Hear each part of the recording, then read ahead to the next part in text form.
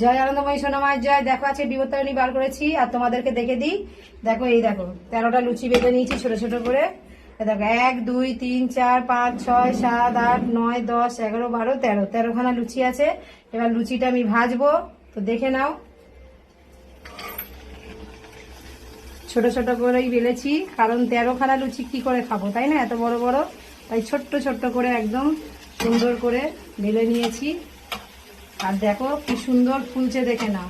কে কে খাবে একদম তাড়াতাড়ি চলে এসো, সব কিন্তু ফুলেছে, দেখে নাও। এই যে লুচিগুলো তুলে নিলাম, দেখতে পাচ্ছ,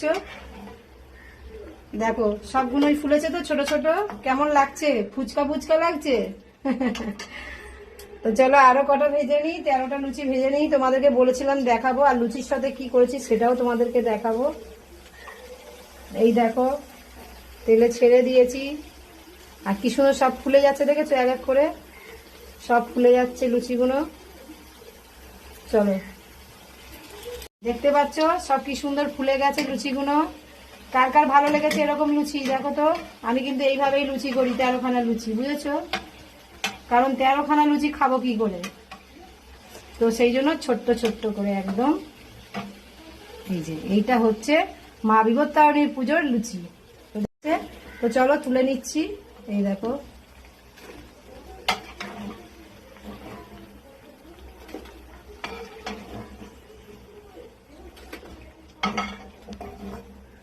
চলো দেখে নাও, লুচিগুলো একদম সুন্দরভাবে হয়ে গেছে। আর এইদিকে দেখাও, এই দেখো এটা হচ্ছে ডাল, জানো তো, এটা হচ্ছে ছোলার ডাল। তো ছোলার ডালটা তোমাদেরকে দেখাবো।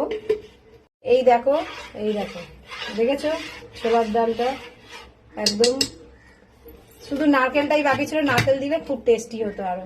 তো চলো সুন্দর করে করে নিচ্ছি, আর লুচিও তোমাদেরকে দেখিয়ে দিয়েছি। দেখো একদম ভাজা হয়ে গেছে। এবারে কিন্তু লুচি খাবো আমি, কারণ প্রচন্ড খিদে পেয়েছে।